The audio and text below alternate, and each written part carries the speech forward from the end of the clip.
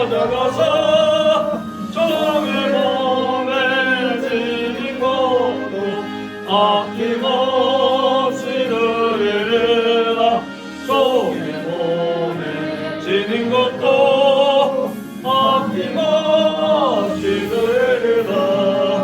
존귀 영광 모든 것을 주님 홀로 받으소서.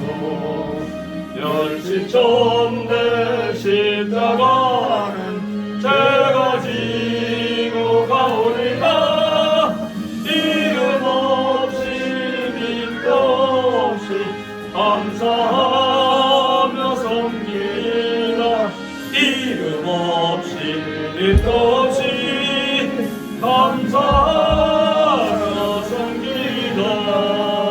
아멘.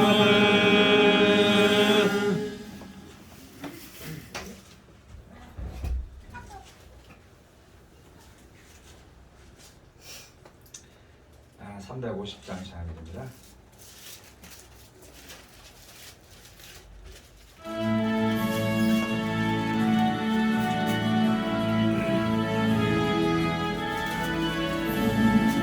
나의 죄를 적게 하사 주의 예쁜 삼으신 구세주의 넓은 사랑 항상 찬송합니다. 나를 예쁜 삼으신 주 크신 능력 주시오. 언제든지 주 뜻대로 사용하여 주소서. 내게 부어주시려고 은혜 예비하신 주 그 은혜로 채워주사 능력 있게 하소서. 나를 일꾼 삼으신 주 크신 능력 주시오. 언제든지 주 뜻대로 사용하여 주소서.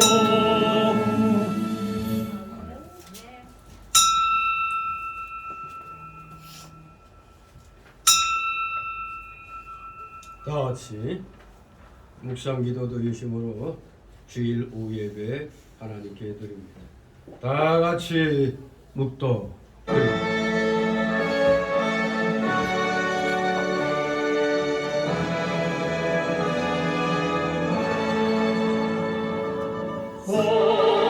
성부성자와 성령 찬송과 영광 돌려보내세.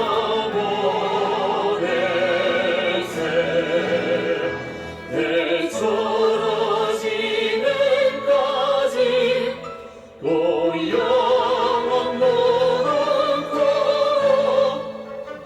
성삼위께 영광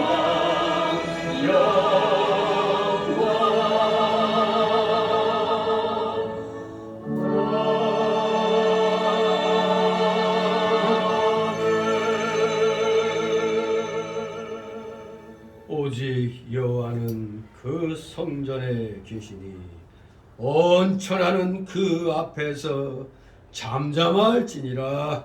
아멘. 다 같이 사도신경으로 신앙 고백 드립니다. 전능하사 천지를 만드신 하나님 아버지를 나가 믿사오니 그 외아들 의주 예수 그리스도를 믿사오니 이는 성령으로 잉태하사 동정녀 마리아에게 나시고 본디오 빌라도에게 고난을 받으사 십자가에 못 박혀 죽으시고 장사한 지 사흘 만에 죽은 자 가운데서 다시 살아나시며 하늘에 오르사 전능하신 하나님 편에 앉아 계시다가 저리로서 산 자와 죽은 자를 심판하시리라. 성령을 믿사오며 거룩한 공예와 손과 서로 교통하는 것과 죄를 사하여 주시는 것과 몸이 다시 사는 것과 영원히 사는 것을 믿사옵나이다. 아멘. 다같이 찬송가 321장 부르시고 이 시간 후에 우리 김근환 집사님이 기도 인도하십니다. 321장.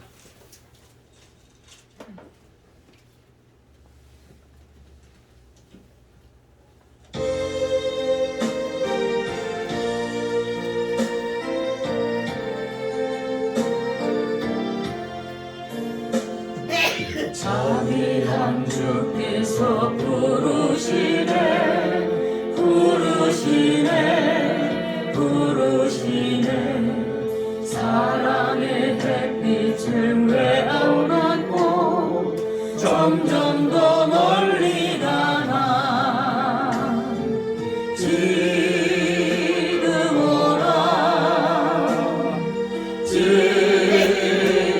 오라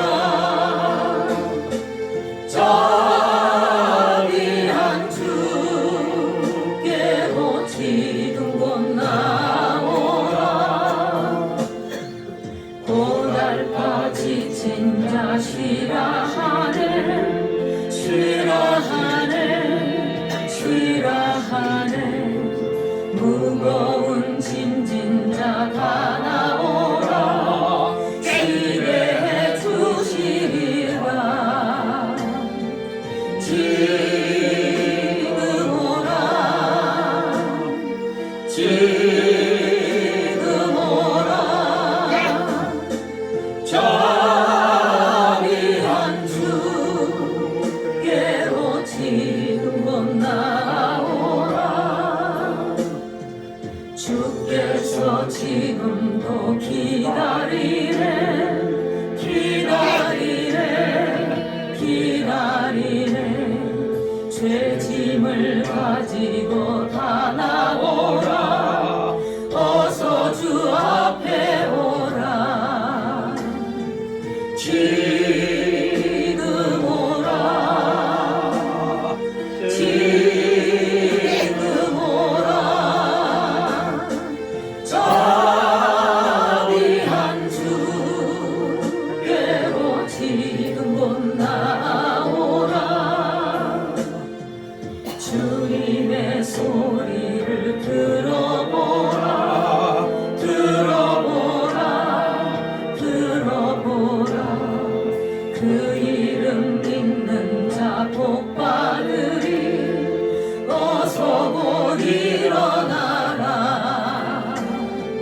지금 오라 지금 오라 자비한 주께로 지금 곧 나오라 아멘. 기도. 하나님 아버지 감사를 드립니다. 한 주간도 주님 품 안에 품어주시다가 은혜 가운데에 다시 주의 날을 맞이하여 한자리에 모여 주님께 찬양과 영광을 돌리게 하심에 감사를 드립니다. 하나님 아버지 세상 살아가면서 알고 짓고 모르고 지은 죄 주님 회개하며 용서하여 주시옵시고 믿음으로 항상 더욱 다름질할 수 있는 저희들 되게 하여 주시옵소서.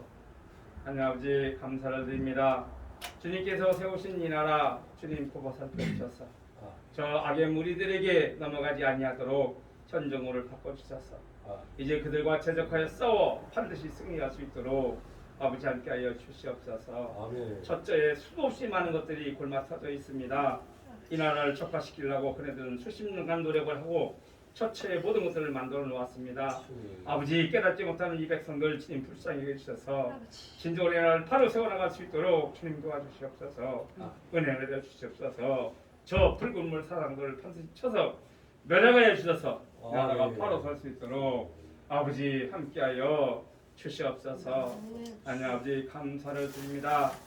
오전에 이어 오후에 에스겔 2장 1절로 10절 책을 먹어라 하나님 말씀을 먹으라는 그런 제목을 가지고 아버지 말씀을 배우고자 하오니 주님 함께하여 주셔서 잘 깨닫게 해주셔서 마음판에 지켜서 행할 수 있도록 주님 은혜 내려 주시옵소서. 산에서 오신 주의 종을 기억하시고 항상 성만 충만한 살아갈 수 있도록 주님 도와주시옵시고 항상 인간적인 면 뒤로 가려 주시옵시고 진실의 말씀만이 선포할 수 있도록 은혜 내려 주시옵소서.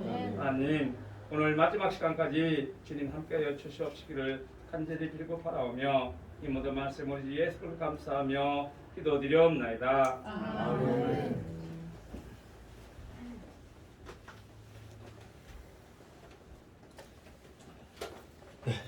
감사드립니다. 이 시간 함께 은혜 나눌 말씀 봅니다. 구약 성경 에스겔 2장 1절에서 10절까지의 말씀입니다. 에스겔서 2장 페이지 수로 한 1152, 1153쪽 되겠습니다. 구약 성경 1152, 353쪽 정도. 자, 교대로 읽습니다. 제가 먼저 읽겠습니다. 그가 내게 이르시되 인자야 일어서라 내가 네게 말하리라 하시며 말씀하실 때 그 신이 내게 임하사 나를 일으켜 세우시기로 내가 그 말씀하시는 자의 소리를 들으니 내게 이르시되 인자야 내가 너를 이스라엘 자손 그 패역한 백성 나를 배반한 자에게 보내노라 그들과 그 열조가 내게 범죄하여 오늘날까지 이르렀나니 이 자손은 얼굴이 뻔뻔하고 마음이 깜빡한 자니라 내가 너를 그들에게 보내노니 너는 그들에게 이르기를 그 여호와의 말씀이 이러하시다 하라. 그들은 패역한 족속이라 듣든지 아니 듣든지 그들 가운데 선지자 있은 줄은 알지니라. 인자야 너는 비록 가시와 진대와 함께 사하며 선갈 가운데 거할지라도 그들을 두려워 말고 그 말을 두려워하지 말지어다.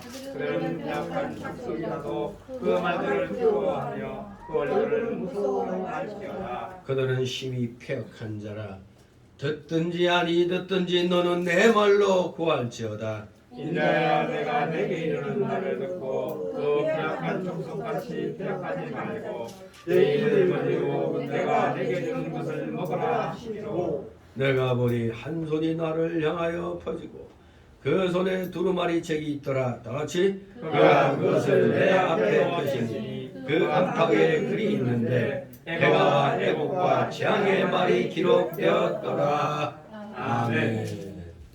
네, 오늘 오후 시간 책을 먹으라는 제목으로 함께 은혜를 나누도록 하겠습니다. 아주 우연히 일치치고는 아주 오전 예배하고 오후 시간에 그 성경 말씀이 어때요? 그 장이 똑같이 2장인데 똑같이 1절에서 10절에 일부러 이렇게 맞추려고 해도 힘든데 하다 보니까 저도 놀랐어요. 어떻게 또 2장 1절 10절이 오전으로 똑같이 이렇게 신약 구약 되는지 하나님이 이 시간 깨달으라고 주시는 줄 압니다. 이 에스겔 선지자는 바로 2차 포로 때 여러 귀족들과 함께 바벨론으로 포로되어 갔습니다. 그것이 이제 1장 1, 2절에 기록되어 있죠. 역사적 상황이 여호야긴 왕의 사로잡힌 지 5년이라고 그랬거든요. 여호야긴 즉 즉위한 지 3개월 만에 바벨론 왕 느부갓네살의 2차 침략 시 포로로 잡혀갔습니다. 근데 포로로 끌려온 지 이제 5년째 지금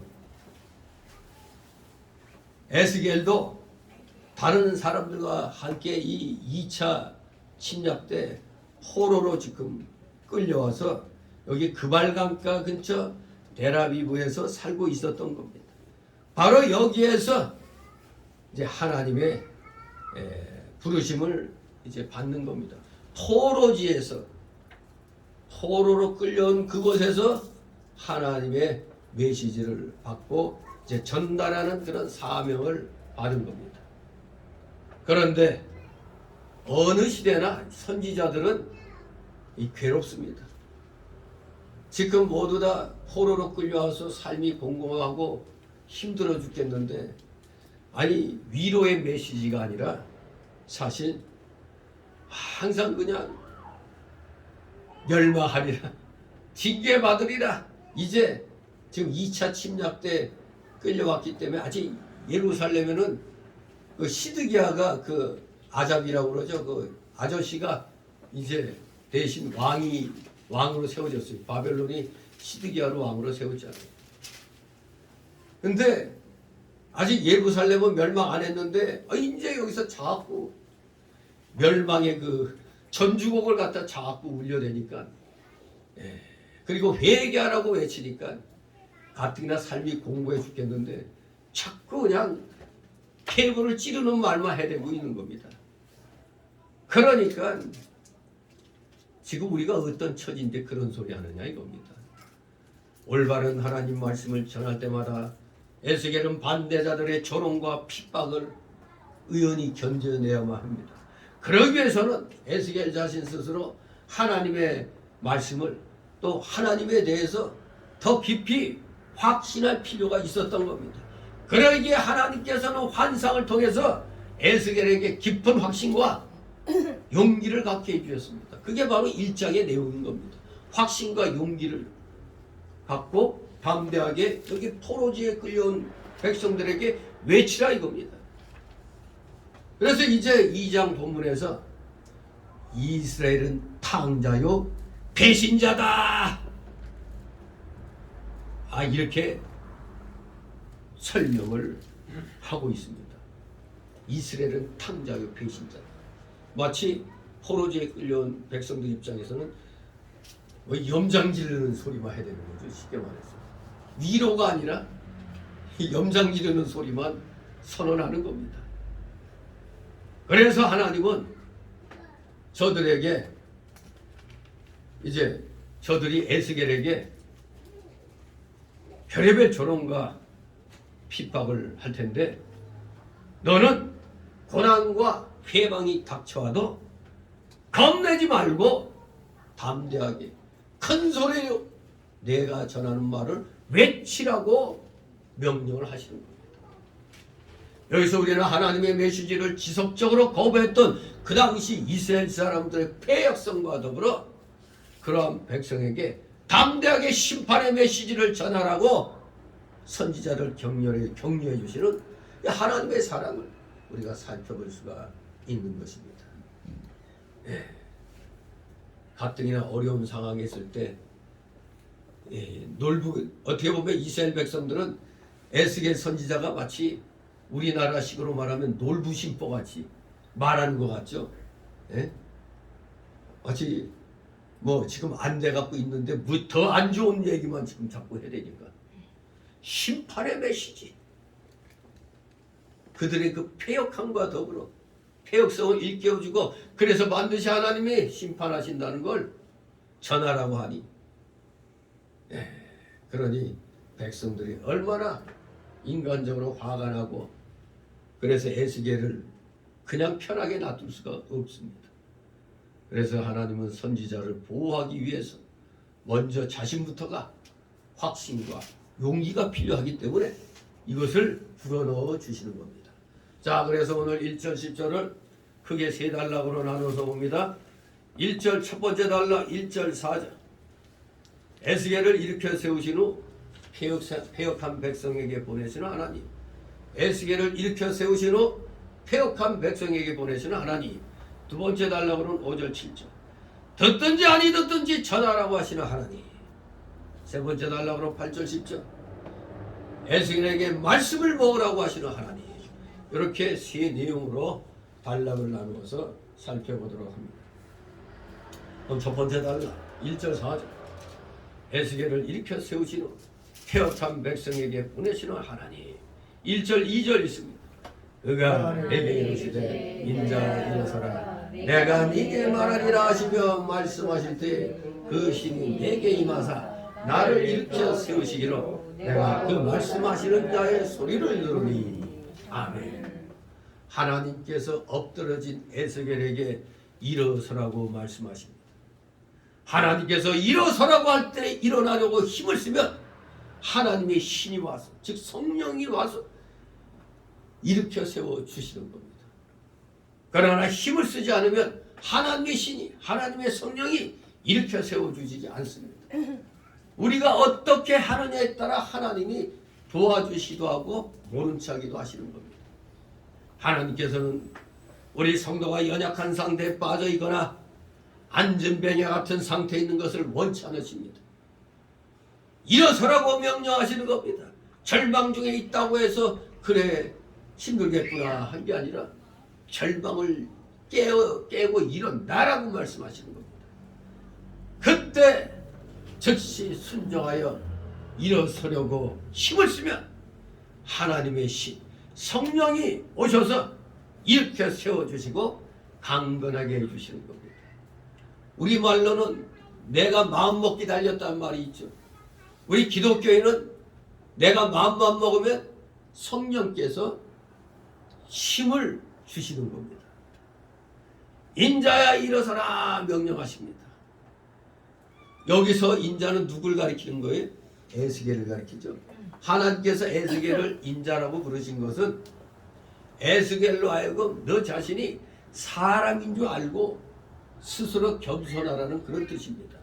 너 사람이야. 그걸 깨우쳐주는 겁니다.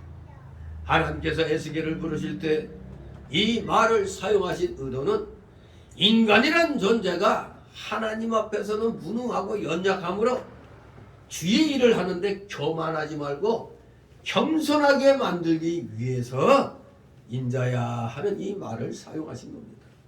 언제나 우리 사람은 이 사람의 위치, 이 피조물의 위치를 지키고 그 사명을 다하라는 말씀입니다. 내가 그 말씀하신 자의 소리를 들으니 이제 에스겔이 하나님의 명령에 순종하여 일어섰더니 하나님의 음성이 들려온 겁니다.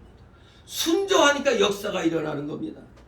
영이 깨어 일어설 때 하나님의 말씀이 들려오고 그 말씀이 자기에게 생명과 힘이 되는 것입니다.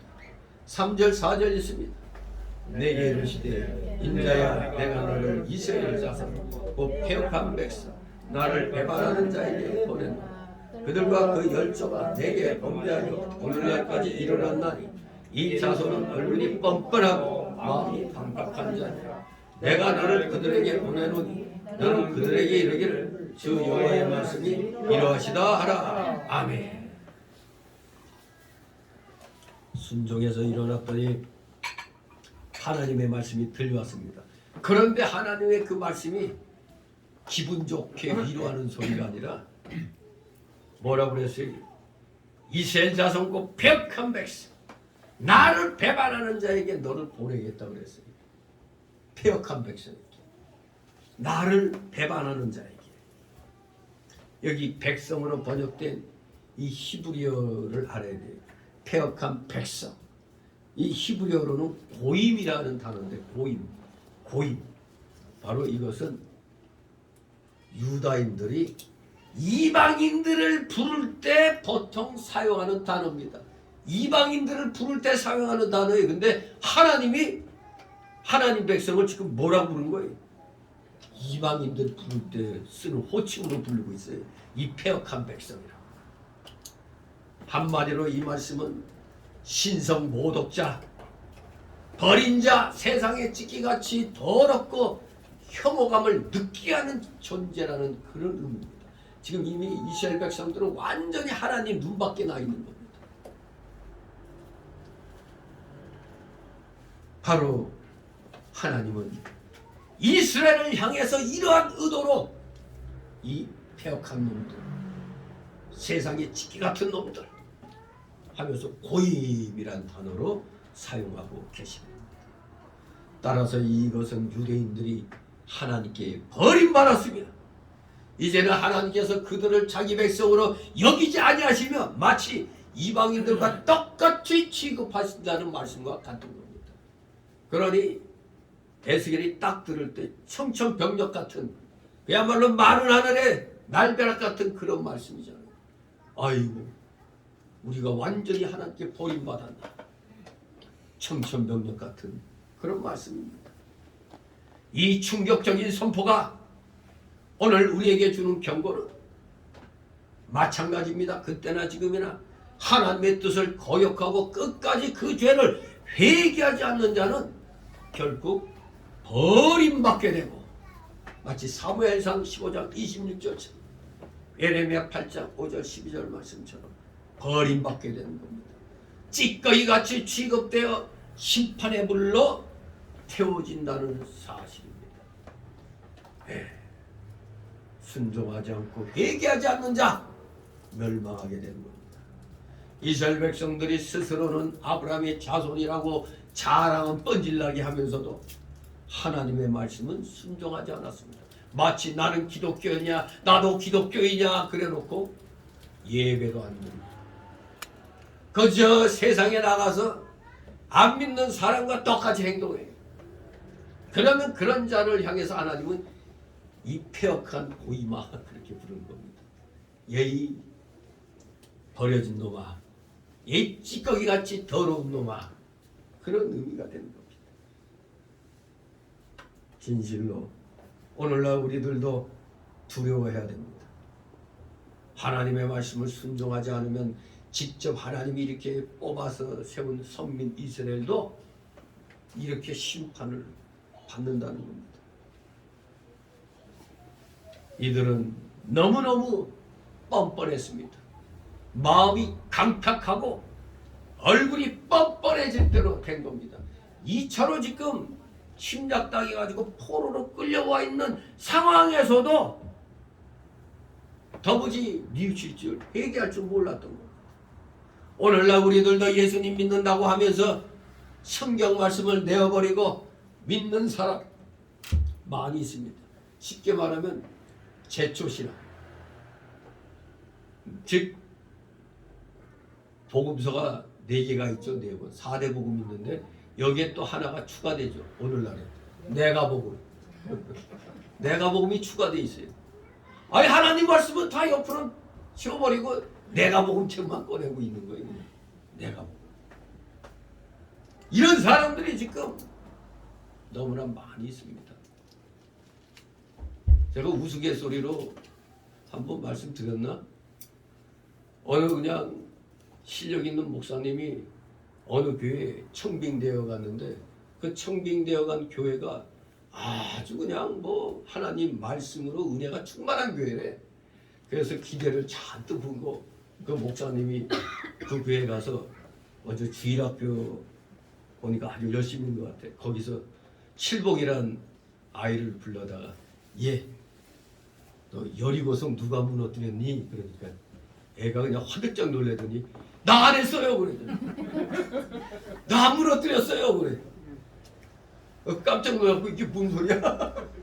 아니 그 성경에 여리고성 누가 무너뜨리라고 돼 있는데 그걸 물어본 건데 자기가 안 했다고 그냥 막 그냥 손살이 치는 거예요. 기가 막혀갖고 가르치는 전도사한테 가서 아니 전도사님 이거 어떻게 된 거냐고 아니 여리고성 누가 무너뜨렸냐고 물어봤는데 자기가 안 했다고 전화해요. 그러니까 그 전도사가 아이 그래요?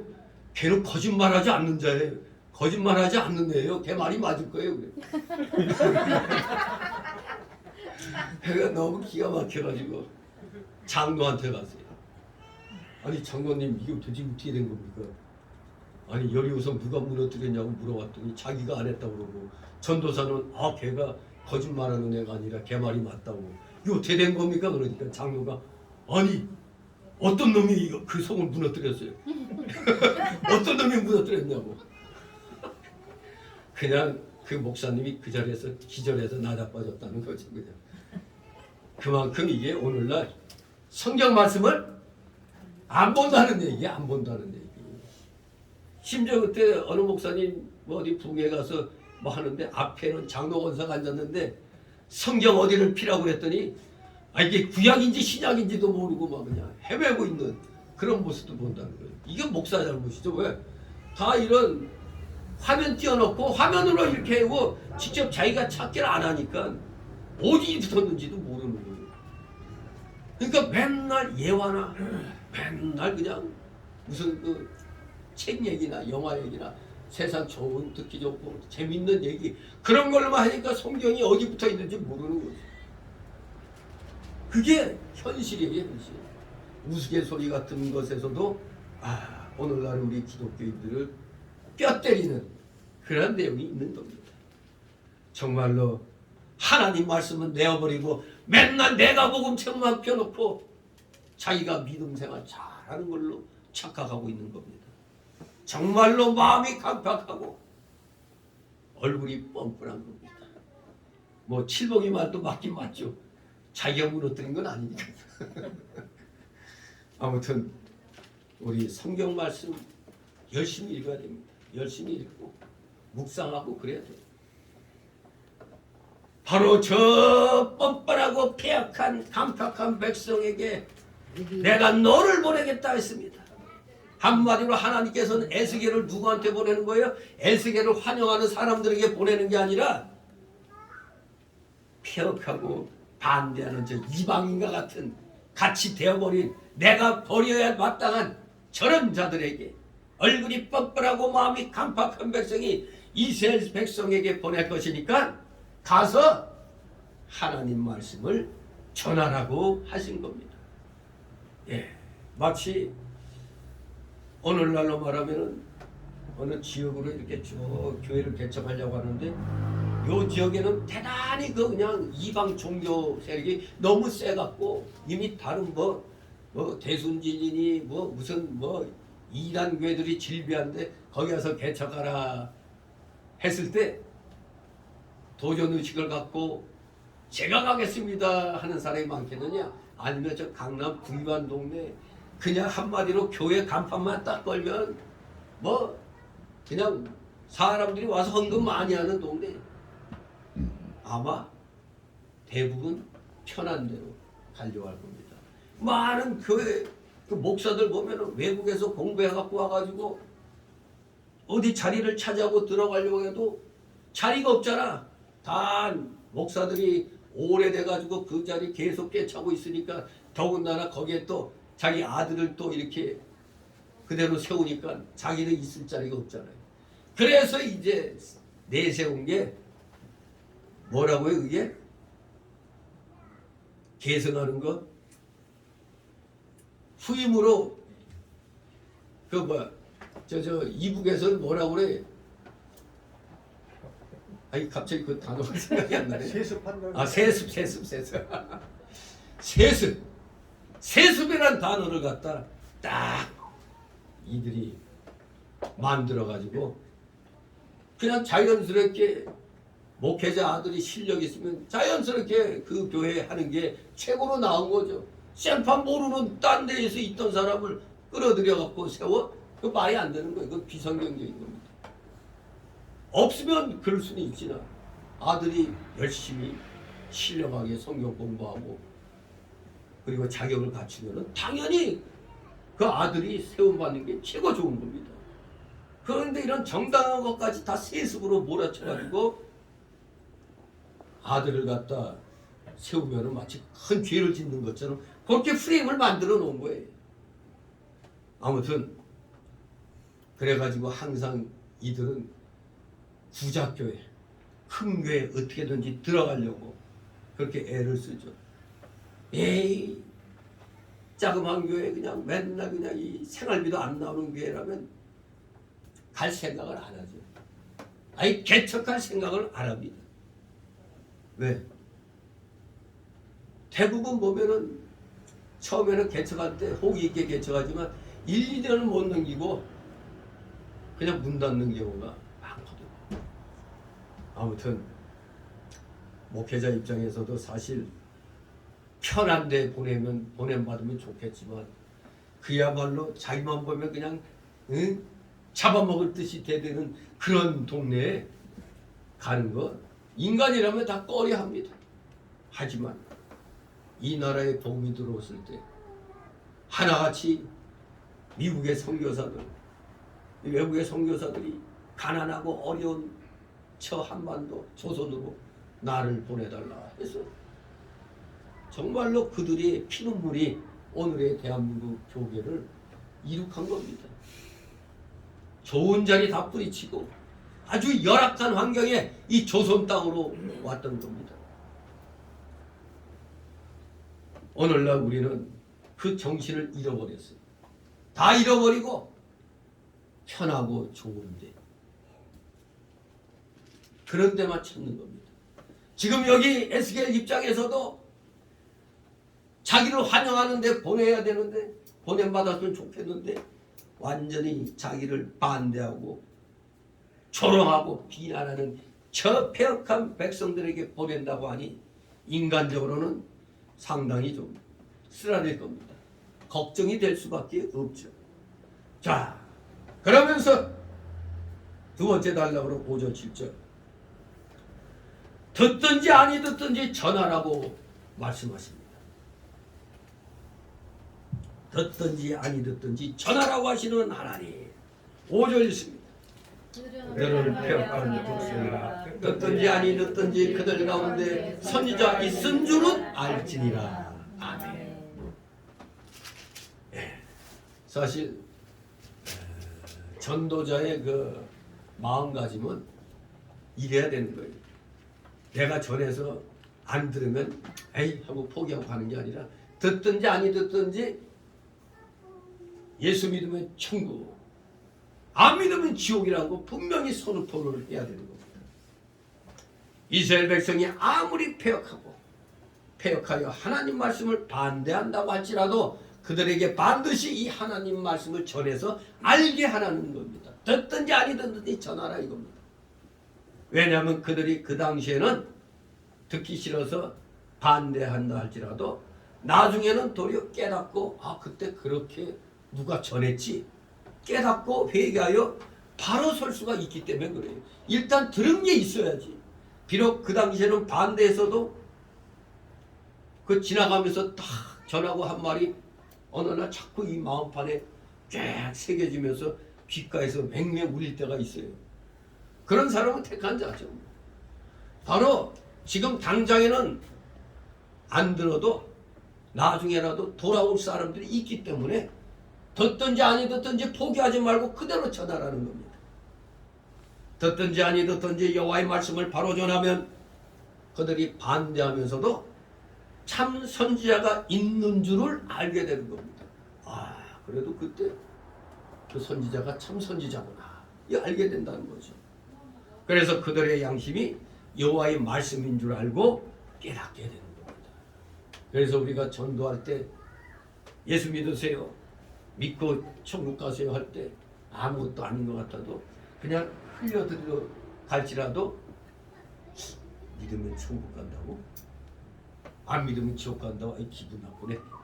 뭐 혼자 중얼거리면서도 그냥 아이고 열심히들 하는구나 하고 가면서도 어느 날 어떤 계기가 되면 뭐 교회에 나가볼까 이런 생각들을 하게 되는 겁니다.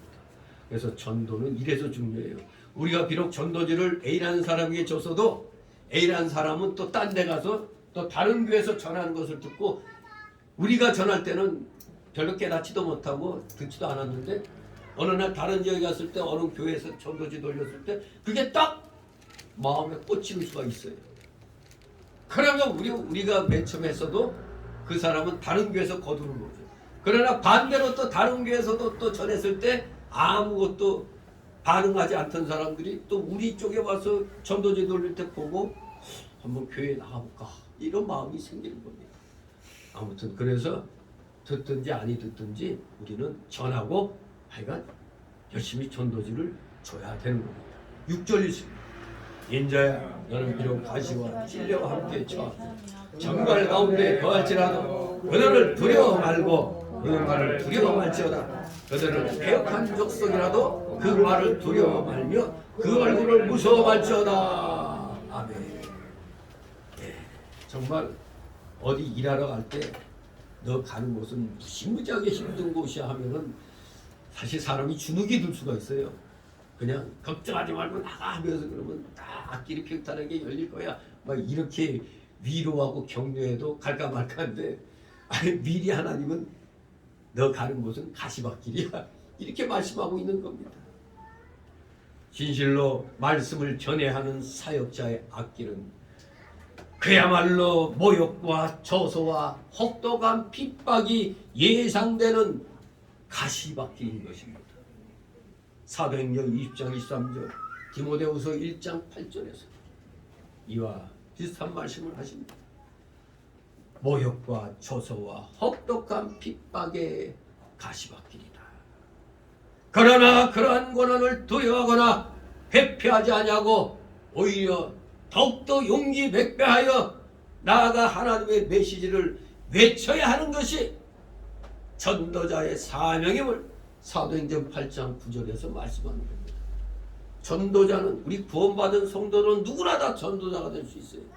무슨 뭐 직분 맡은 자나 또 교역자만 하는 게 아닙니다. 구원받은 성도는 누구나 다 전도자가 될 수가 있는 것입니다. 폐역하고 완악한 이스라엘 백성은 마치 가시와 찔레와 정갈과 같다는 겁니다. 우리가 나가는 곳마다 반대하는 자들은 이렇게 우리에게 상처를 준다는 겁니다. 이스라엘 백성들이 말로써 이 말 하나로 가시와 찔레와 정갈같이 에스겔 선지자를 찌르지만 그래도 너는 그들과 그들의 말을 두려워하지 말라고 하나님이 말씀하시는 겁니다. 너 그렇다고 해서 두려워하면 안 돼. 두려워할 필요 없어. 왜? 이유는 내가 너와 함께하니까. 이것이 전도자들에게 힘을 주시는 말씀입니다. 에스겔이 하나님이 에스겔과 함께 하시겠다는 겁니다. 그렇기 때문에 너는 두려워하지 말라고 하는 겁니다. 시편 52장 4절에 간사한 혀여 네가 잡아먹는 모든 말을 좋아하는도다 라고 했습니다. 간사한 혀가 날카로운 삭도같이 거짓으로 찌르고 남을 잡아먹습니다. 이 말로 사람을 죽이기도 하고 살리기도 하잖아요. 말로. 참된 진리를 전하려고 하면은 타락된 교육자들이 말로 가시같이 찌르고 거짓으로 정죄하고 핍박합니다. 이런 어둠의 시대 때 더해 올바른 말하는 목사들은 더 같은 목회자들에게 공격받아요. 왜? 왜 교인들에게 힘을 주고 용기를 주는 말을 해야지? 왜 자꾸 회개하라고 죄를 구하라고 왜 자꾸 잘못한 걸 그냥 책망하냐고. 그 말 안 해도 다 알고가 있으니까 위로의 메시지를 해야 된다고. 이런 말을 하거든요. 너 입에 교인이 안 모이는 거 보니까 너 뻔하구만.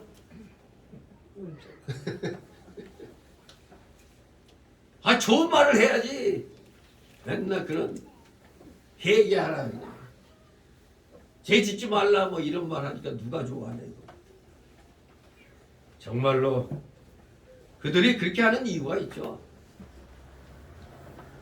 자기들은 이렇게 하는데 저 목사는 항상 말씀에 서서 하니까 자기들이 상대적으로 더 잘못된 목회자로 이렇게 각인이 되잖아요.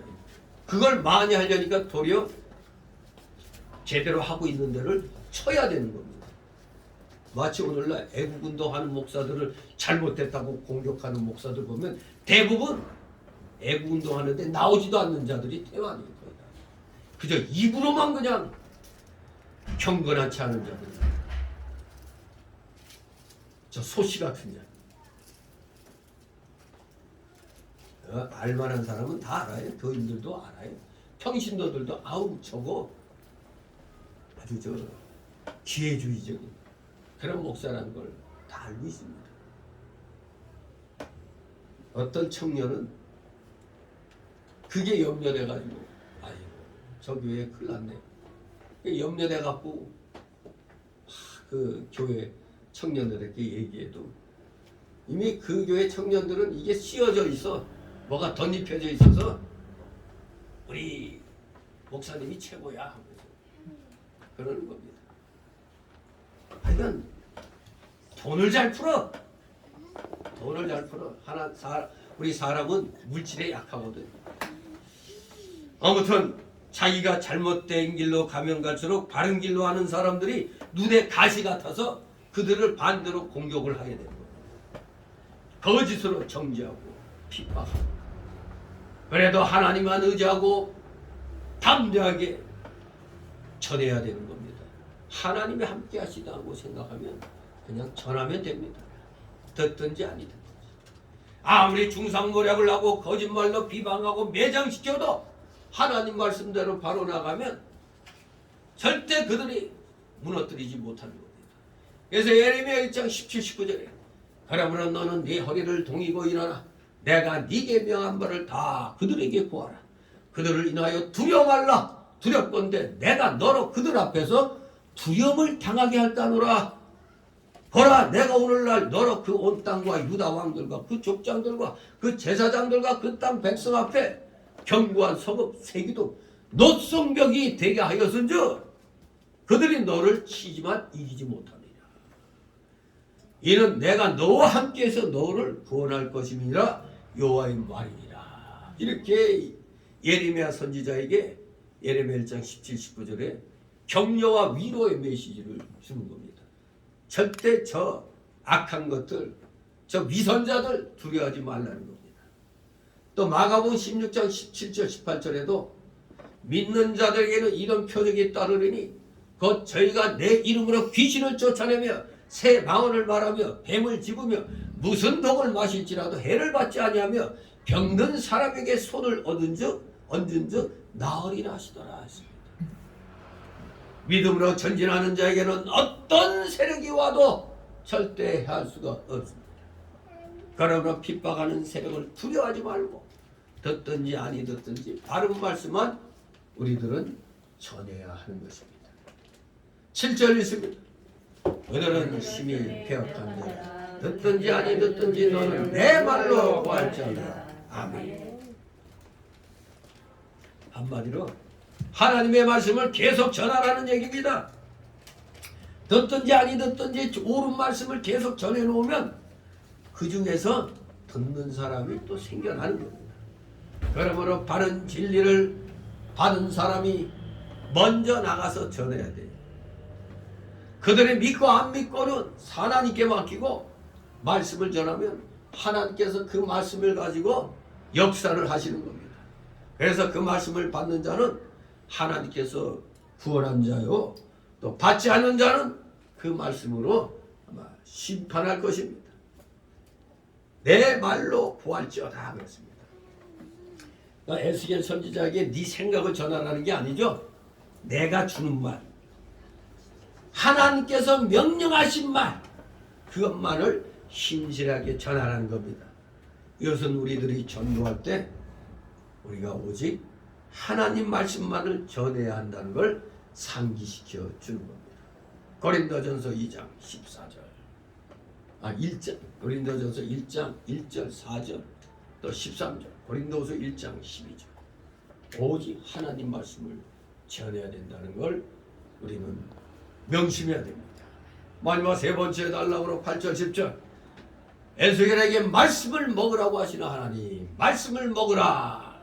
하나님이 에스겔에게 먹으라고 주신 두루마리에는 10절 보니까 저주의 말씀이 기록되어 있었습니다. 그것도 저주의 말로 가득히 기록되어 있었어요. 에스겔에게 먹으라고 주신 두루마리에. 그런데 에스겔이 하나님 말씀에 순종하여 그것을 먹었더니 3장 3절에 보니까 그 맛이 어떻게 됐다? 꿀처럼 달았다고 그랬어요. 꿀처럼 달았다. 이것은 사명받은 자는 그 일이 힘들 것이라는 짐작으로 자신의 책임을 회피할 것이 아니며 백성을 깨우치기 위해서는 심판과 질책의 발언도 서슴없이 전할 줄 알아야 한다는 사실을 우리에게 말해주는 겁니다. 깨우치기 위해서는 듣는 사람이 싫어하는 말이지라도 바르게 전해야 되는 겁니다. 이것은 바로 오늘날 오직 축복만을 강조하는 적지 않은 목회자들에게 이 말씀은 시사하는 바가 크다고 할 수 있습니다. 자꾸 그러죠. 목회 성공하기 위해서는 위로의 메시지, 격려의 메시지를 많이 하라고. 그런데 말씀을 전할 땐 그 시대 상황도 무시하면 안 돼요. 시대 상황이 선지자의 역할을 중시할 때면 선지자적인 그런 말을 많이 해야 돼요. 딱 대한민국이 지금 어둠의 세력에게 장악돼가지고 자칫하면 우리가 공산주의 사회로 갈 수 있는 상황이 되는데도 여전히 평안하다, 평안하다, 평화, 평화. 여러분 우리 평화통일 돼야 되지만 평화통일 그냥 평화통일 아니에요. 자유민주평화통일이 돼야 돼요. 자유민주통일. 자유민주로 평화통일이 돼요. 그냥 평화통일하면 간단하죠. 저기 우리 오늘 공격할게 하면은 아이고 치지 마세요 항복이요. 그러면 전쟁 없이 통일돼요. 평화롭게. 바로 그런 평화통일을 원하십니까? 우리가 노예가 되고 죽지 못해 살게 되는 그런 사회가 되는 평화통일을 원하십니까? 그런 건 안 되죠. 우리는 지금은 쓰라릴지라도 우리는 올바른 것만을 추구해야 돼요. 오늘날 많은 목회자들이 나라는 위험으로 떨어져 나가는데 맨날 평안하다, 복받아라 이 말 하고 있으니 저게 거짓 선지자지 진짜겠어요? 온통 나라가 지금 엉망이잖아요. 안 보입니까? 지금 답답할 지경이에요. 답답할 지경. 원 TV가 키면 어떻게 공영방송에 맨 저 빨갱이들 편에 선 놈들 말만 나오고 저들 편에서 말하고. 그러니까 오늘날 유튜브가 그래서 유튜브 하는 사람들이 꽤 많아졌죠. 유튜브 잘하면 돈도 벌어요 또. 천에 이게 보는 사람이 1000회 이상 이렇게 보면 그때부터 이익이 발생되는 모양이에요. 그러니까 나쁜 놈들은 미리 여러 가지로 제약을 걸어놓고 이런 말이 나오면 저작권 침해 이렇게 막 걸어놓고 막 그런 거예요. 자기만 배불리 먹으려고 이런 또 악한 놈들도 있어요. 아무튼 오늘날 그저 편한 거, 좋은 거, 쉬운 말 이것만 원하는 사람들이 많다고 거기에 목회자들이 초점 맞추면 안 됩니다. 도리어 그런 마음은 회개하라고 외쳐야 되는 겁니다. 지금 시기가 그런 시기가 아닌데 맨날 평안하다 어떻게 그런 말 합니까? 깨어 일어나 악과 싸우라고 외칠 때입니다. 지금. 그러니 오늘날 많은 목회자들이 철저히 이 말씀을 가지고 회개해야 됩니다. 회개. 순종하고 나가면 처음에는 쓰라래요. 욕도 먹어요. 하지만 그 결과는 뿔처럼 단 결과가 오는 겁니다. 나같이 8절 있습니다. 인자야 내가 네게 이르는 말을 듣고 그 개혁한 족속같이 개혁하지 말고 내 입을 벌리고 내가 네게 주는 것을 먹으라 하시기로. 아멘. 나가서 하나님의 말씀을 전파하기 전에 먼저 우리 자신이 하나님 말씀을 먹는 것이 필요합니다. 내가 나가 말씀 전파하기 전에 먼저 나부터 무장이 돼야 되잖아요. 나부터 정신무장이 돼 있어야 돼요. 자격을 갖춰야 돼요. 전파하는 사명을 받았으면 먼저 자기가 그 말씀을 받아 먹어서 내 영이 새 생명을 얻고 그 말씀으로 힘을 얻고 자라나야 하는 것입니다. 그래야 그 힘으로 나가서 전할 수가 있는 겁니다. 주님께서는 일용할 양식을 달라고 기도하라고 하셨습니다. 그 일용할 양식은 우리 성도가 매일 먹을 영적 양식입니다. 성도가 매일 신령한 양식을 먹고 쉼을 얻어야 다른 사람에게 하나님의 말씀을 전할 수가 있는 겁니다. 말씀을 먹는 방법은 영으로 하나님의 말씀을 받아서 그 말씀으로 즐거워하고 그 말씀 안에서 살며 말씀으로 생명을 삼는 것입니다. 그것이 말씀을 먹는 방법입니다. 그렇기 때문에 너는 폐역하지 말고 내 입을 벌리라고 한 겁니다. 폐역하지 말라.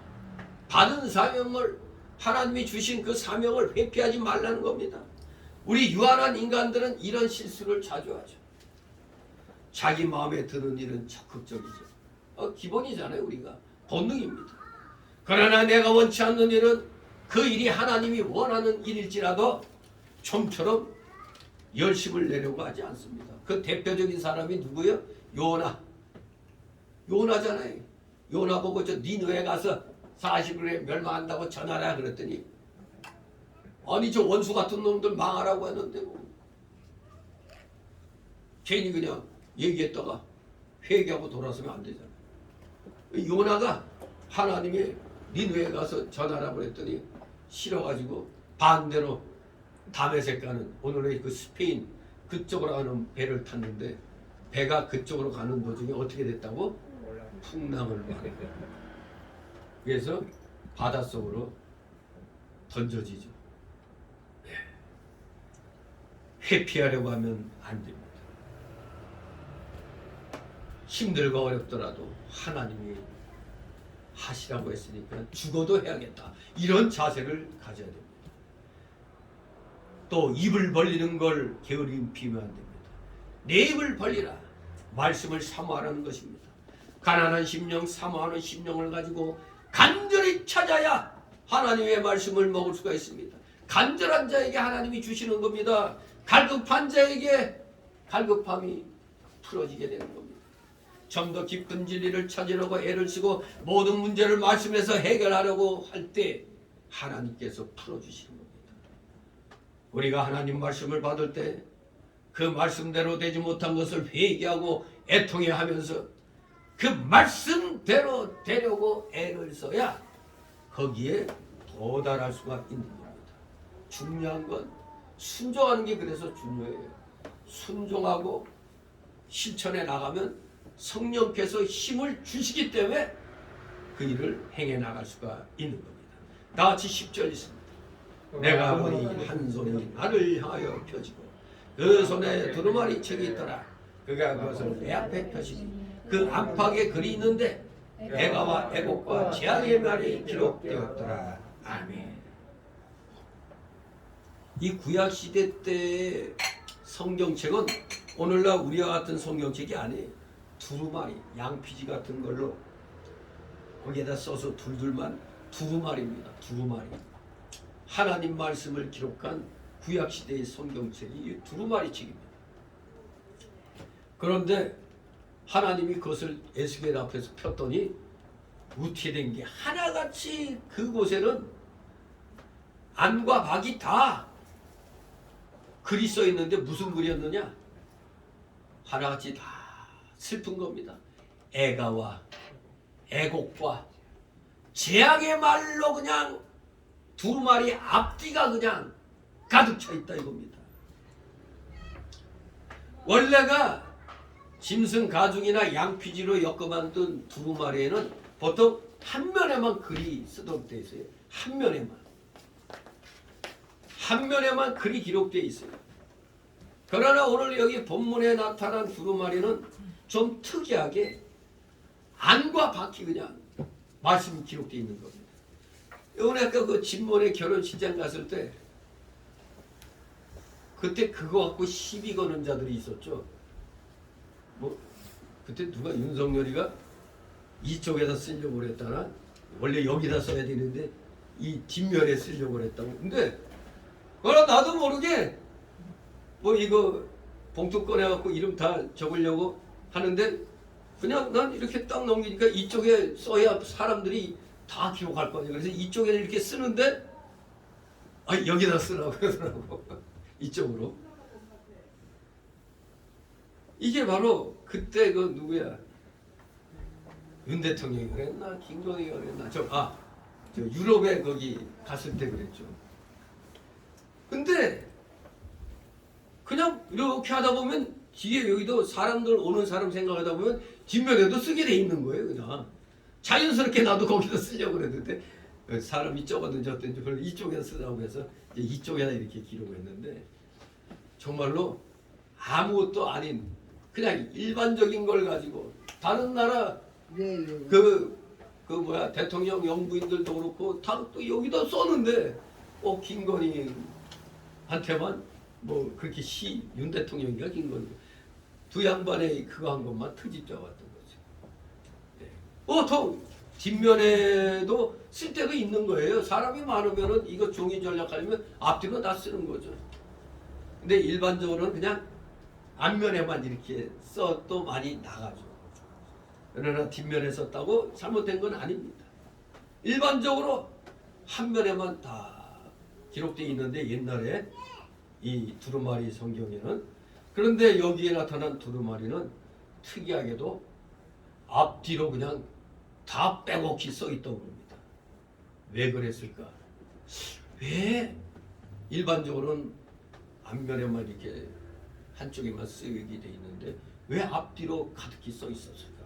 그 까닭은 에스겔이 전해야 할 그 메시지의 분량이 많다는 뜻인지, 이 바깥쪽의 기록은 그저 단순히 문자적 의미를 내포하고 있고, 안쪽은 바깥쪽 기록에 대한 영적인 그런 신비스러운 그 뜻을 설명하고 있다는 의미인가? 그렇게도 볼 수도 있고, 아니면 에스겔이 전해야 할 하나님의 메시지에 에스겔 자신의 사견을 덧붙일 그런 여유를 남겨놓지 않기 위해서, 괜히 또 하나님 말씀 이렇게 적었더니 여백이 있으니까 괜히 또 사사로이 내 생각을 쓸 수 있을까봐 아예 그냥 하나님 말씀으로 가득히 그냥 앞뒤로 써놓은 것인지 우리는 확실히 알 수가 없죠.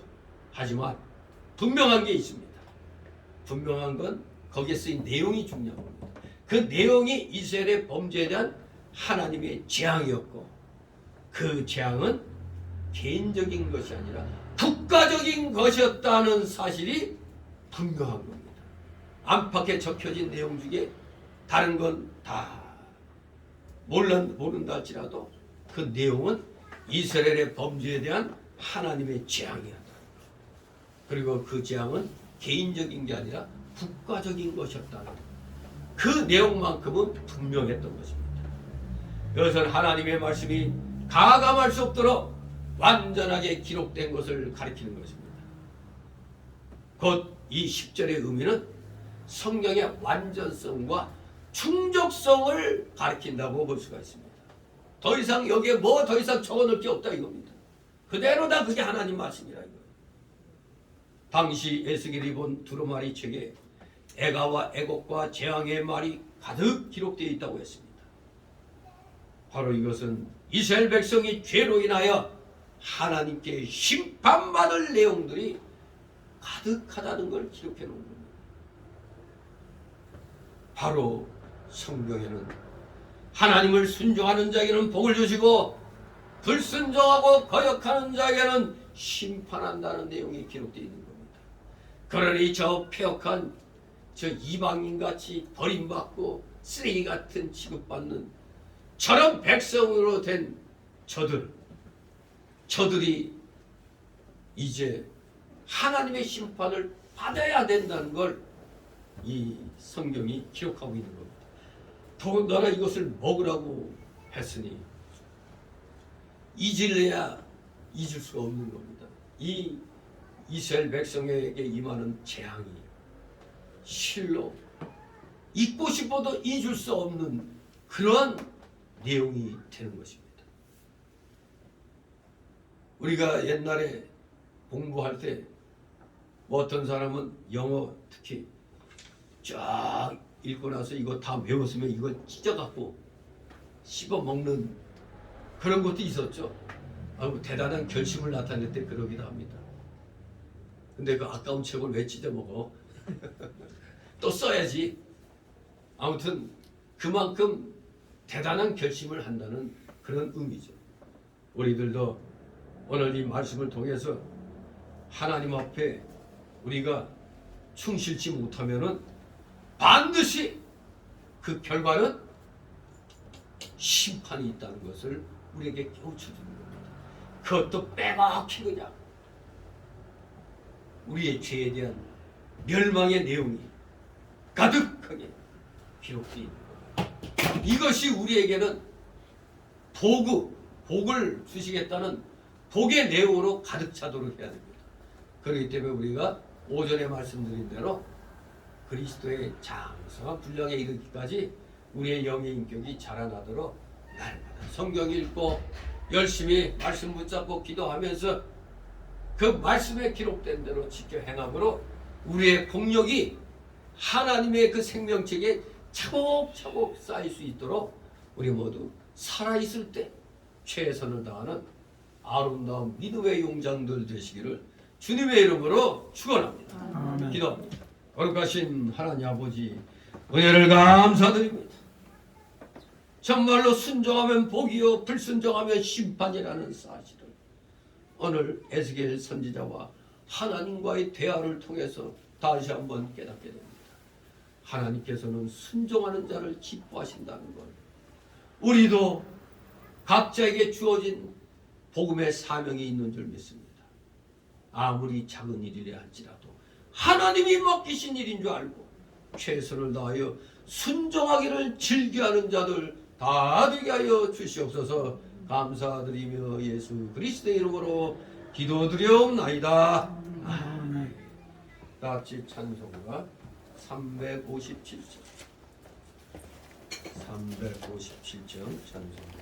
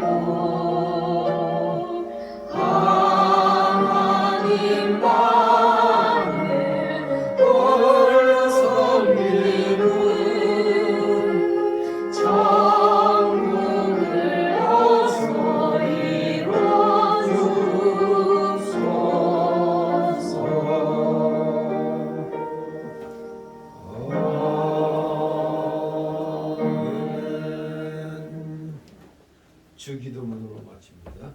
하늘에 계신 의미고 기름을 받으시오. 나라의 무엇이며 뜻이 하늘에서 이룬 것 같이 땅에서 이룬 것입니다. 오늘날 우리 이름을 주시옵소서.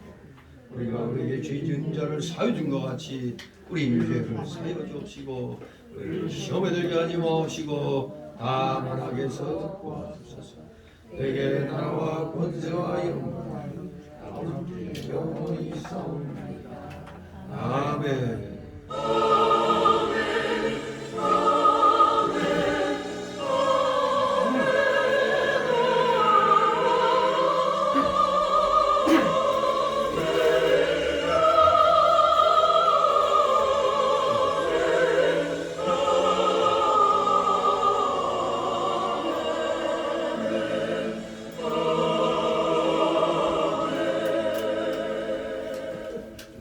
수고들 하셨습니다. 돌아가셔서 쉬시기 바랍니다.